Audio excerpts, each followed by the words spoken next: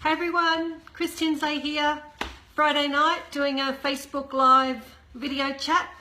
I hope somebody is there and you're not all out socialising on this really chilly, cold Sydney night. I don't know where you guys are in the world, but I'm here in a cold Sydney night. So today I want to talk about your hormones and your health and your weight. So if you are trying to lose weight, or even just not gain weight, if you're trying to maintain or lose weight and you seem to be doing all of the right things, you're exercising and you're eating healthy and you're moving throughout the day and you're putting all these steps in place, but nothing seems to be happening. So that doesn't just mean the scales aren't budging, because the scales are not always the truest measure. It means that your waist is not getting smaller. So if you are putting all of these healthy, good steps in place and your waist and your size and your genes aren't changing, then there is a very strong possibility that it may be your hormones. So did you know that when the hormone insulin is in your body, is high and circulating around in your body, that your body cannot burn excess body fat as a fuel? So before we go on any further, let me just say that excess body fat, this stuff that we hold here under our skin, is simply our reserve energy tank. It's not good or bad or evil. It's not out to get us or any scary thing like that. It's just the way that our body stores energy so that we can use it later on. It's kept us humans alive for, well, forever. We eat more calories than we need, and it ends up on our body as a way to store the energy so that we can use it later. It's a perfect system, and in a healthy body, that's the way it should work. We put more in, it gets stored. If we eat a little bit less and we need to pull on that reserve energy tank, it should get released and we should be able to use it as energy. But in this modern world, with stresses and lack of sleep and the way we eat and the food that we eat and the constant eating and drinking that we do, we have kind of stuffed up that perfect system. And when our hormones are stuffed up, basically broken, then fat burning is hard and fat storage is easy. Basically, we turn our body into a storage machine. We put our body on storage mode. So what is meant to happen in a normal person, normal's the wrong word, in a person with healthy hormones, is we're meant to eat or drink something, then our pancreas releases insulin. The insulin takes that energy from the food or drinks and puts it into the cells that need it. The insulin is like a doorkeeper. It takes the energy and puts it where it's meant to be, into the cells that need it. This insulin goes up and down through the day. That's normal. We eat, it goes up. We digest, it goes down. We eat again, it goes up. We digest, it goes down. That's normal.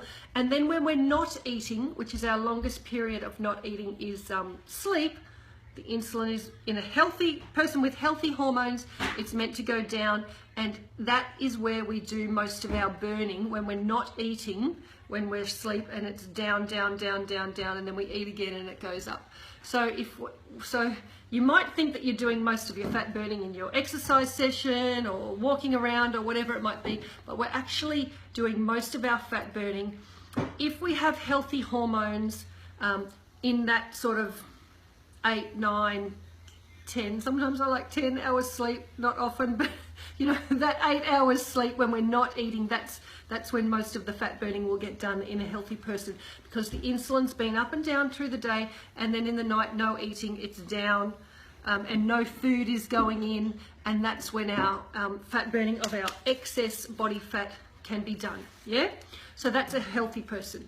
But as I've mentioned, in this modern world where we've sort of doing all the wrong things and eating some wrong things and stressing and not sleeping well enough, sometimes we've broken that beautiful system. So in an insulin resistant person, what happens is we eat a food, blood sugar enters our system. This is normal, this is good. The pancreas releases insulin. The insulin is meant to take that energy and put it into the cells that need it, like a doorkeeper, but our cells are resistant. So it's like a bouncer is at the door saying, no, I don't want this energy, bounce it away, get it away. It's not coming in here. It's not coming into this cell that needs it. Yeah? So an insulin resistant cell is like a bouncer. Get away, I'm not taking this energy. So I've just got some notes here. I'm going to move that one. Sorry about that. What happens is these cells needed that energy and they didn't get it. The empty cells called out for energy. You ate a food, but the food and the energy couldn't get into the cells that need it because they were resistant to the doorkeeper insulin. Yeah? The body then continues to send out hunger signals because as far as the body is concerned, an empty cell needs more nutrients, needs more energy, send out hunger in order to fill it. It thinks that you haven't eaten, but you have. You've eaten enough. It's just not going where it's meant to be going. It's not going to the cells that need it, even though you've eaten it, even though you've put it in. So if you're hungry all day or you're hungry soon after eating, there's a very good chance that the energy is not going into the cells that need it. Is anyone there, by the way? If you're there, can you give me a thumbs up or type in if you're relating to any of this or what's happening? Please let me know that I'm not just chatting to myself on this Friday night. Okay, I'm getting back to my notes. So the cells are still empty. They're continuing with hunger. The insulin has been knocked back basically by the bouncer. So what the insulin does is it hangs around in your system. The insulin is meant to go up and then get the food into the cells and go down. But because it can't get the food into the cells, it stays elevated because it's still trying to do its job. Hello, Rebecca. Thank you. I've got someone here. I'm not chatting to myself. Hey, Rebecca. I'm going to give you a thumbs up there. Yeah. So the insulin stays elevated because it's still trying to get this energy into the cells, but it can't do its job. So the insulin is always elevated. It's not going up and down and then up and down like it should. It's staying elevated. And even in the night period where it's meant to be down, it still stays quite elevated in an insulin resistant person. And as we discussed right at the start of the video, if insulin is in your when insulin is in your system, your body can't release this stored energy. So in a normal person, the insulin goes right down at night in a non-eating or in a sleeping period, in a non-eating period. In an insulin resistant person, the insulin is always present. You never get to that, to release this energy and to lose weight basically. You never get to lose weight. And it's always in storage mode. So the energy that you've eaten, the insulin was trying to get it into the cells. Some of it went in, but not all of it because it's resistant. There's still this excess energy in your system. It's got nowhere to go. It's trying to get into the cells, the brain cells and the muscle cells and the cells that need it, but it's not being allowed to do that. So it goes, the only place left there is to go. Who wants to guess? I've got a couple of people on the line. Rebecca, are you there? Who wants to guess where that energy goes that's trying to get into the cells but it can't get there? Who wants to guess where it goes? Nobody's going to have a guess, but it's pretty simple to know. It ends up storing more because you're in storage mode. It ends up storing more into that excess body fat. The very thing we're trying to get rid of in the first place, yeah? So if you're insulin resistant, one, you're going to find it hard to release this excess body fat, and two, you're going to find it way easier to store it in there. Your body becomes a storage machine. I'm just going to check out my notes here in case I went off track.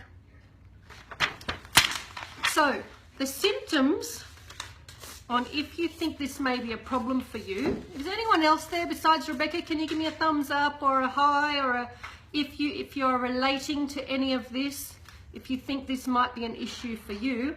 The symptoms of insulin resistance are you hold most of your excess weight around your midsection. The second one is that you get hungry a lot, and that hunger, hey Lindley, how are you? Good to hear from you. And that hunger is you get hungry for carbs, you know, a carb hit and a sugar hit, anything to do with carbs. It's like cravings, like where's that chocolate, where's that Tim Tam, where's that, in my case, salt and vinegar chips. They're my weakness, they're my carby hit. You also have periods of the day where you're tired, you get that slump because the cells that needed it didn't get the energy even though you ate them. So empty cells equals tired you, even though you ate the energy. You may get so hungry that you're shaky like, oh my God, I've got to have carbs, I'm shaky, I need to eat, you know, that, oh my God, I've got to eat now, because the cells are so empty that, you know, really sending out urgent, feed me, even though you've eaten anyway. And obviously the other symptoms are, which we've discussed, it's hard to lose body fat and it's easy to gain.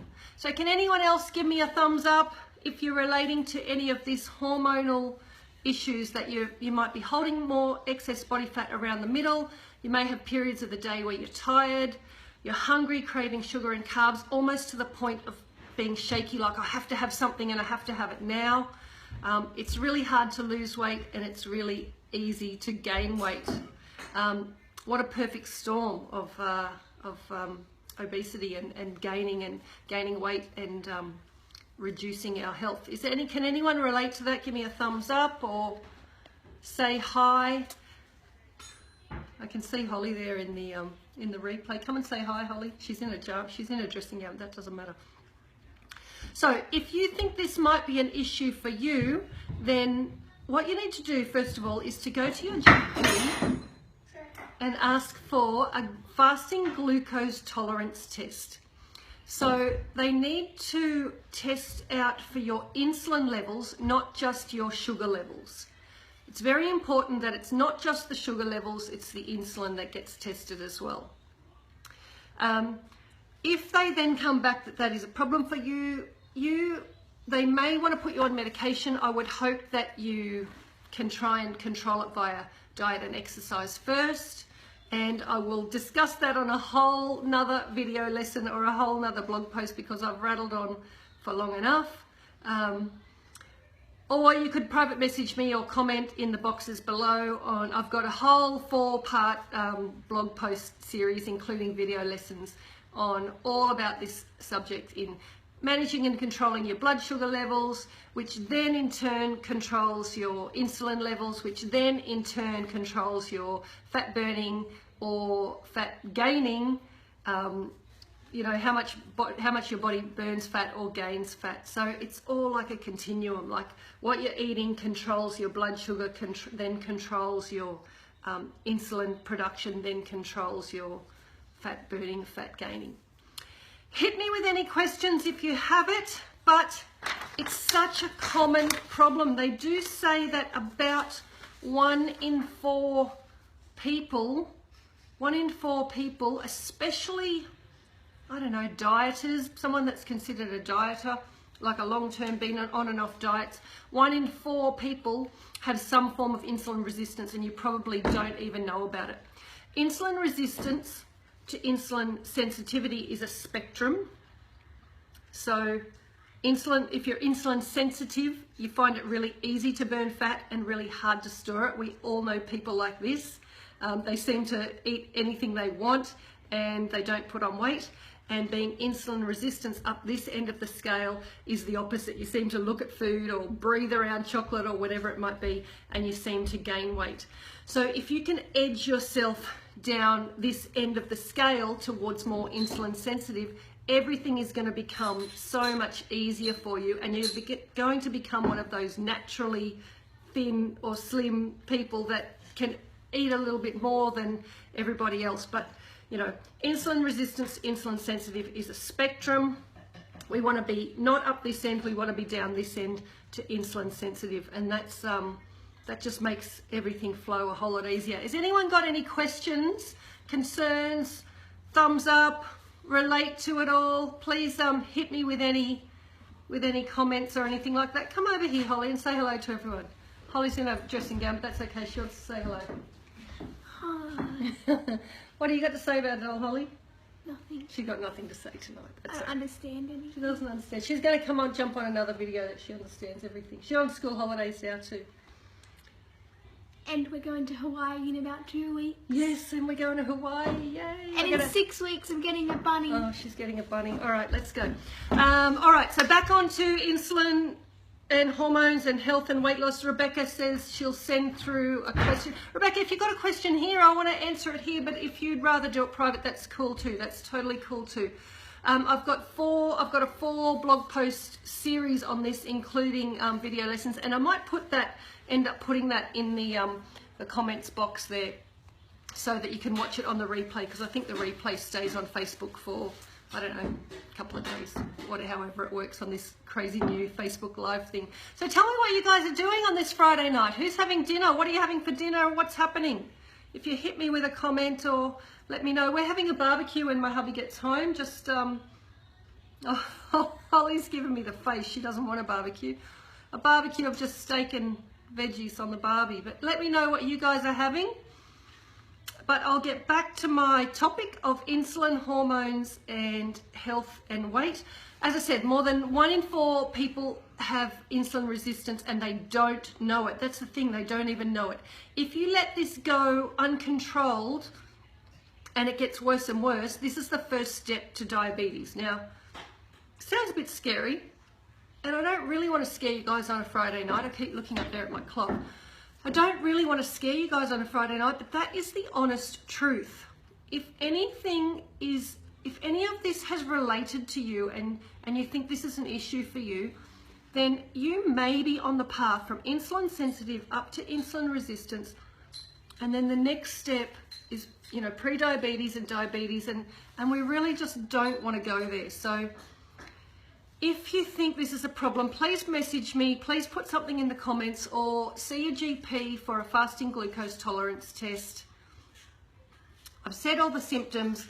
Hold most of your excess fat around the middle. You're tired throughout parts of the day because your body hasn't got that energy. It's not getting into the place that it's meant to be. You're hungry, and you're generally hungry for sugar and carbs, and you're so hungry, it's like that immediate, like, I've got to eat, and I've got to eat it now because those cells are empty. It's hard to lose weight, and it's easy to gain weight. So I hope you guys have got something out of all of this. I'm just going to check these. I have to put on my funky purple glasses. Lindley's chopping up things now. She's having an omelette for her and toasted sandwiches for kids and hubby. I love a toasted sandwich dinner at Lindley on a Friday night. But we're not having that tonight. We're having a barbie if my hubby ever gets home. We got beautiful mushroom garlic sauce, but it's still an easy one. But I am getting hungry, so I hope he's home soon. But give me a thumbs up or a question. If no one pops a question in, I'm going to head off and probably put my jammies on, to tell you the honest truth. Probably put my jammies on at 6:20. Is that too early to put your jammies on? Normally I've got them on earlier than this. It's super cold here in Sydney. So if you haven't got any questions, I'm going to say goodbye. This replay will stay up, so pop any questions, comments, or concerns in. Lindley's just asked if craving carbs is protein a good option. Lindley, what I'm gonna do is post the 4 series blog post in the comments, because Friday night we don't really want to be bombarding you with a whole hour session. So I'm going to pop the 4 series blog post in there, and then what I might do is do a follow-up episode on this on Sunday night or maybe Monday night, yeah? So I'll do that. All right, guys, have a beautiful Friday night and a wonderful weekend. And remember, if you think this is a concern for you, pop any questions or comments in the comments box below. And if you think this info was beneficial and useful, please share it on your favorite form of social media. Share it on Facebook with your friends, and just let me know that you found it useful, and then I'll keep doing more of these videos. And if you've got any questions on other videos that you would like me to cover, pop those in as well, and then I can do a regular weekly series on this type of stuff. All right, guys, see you later.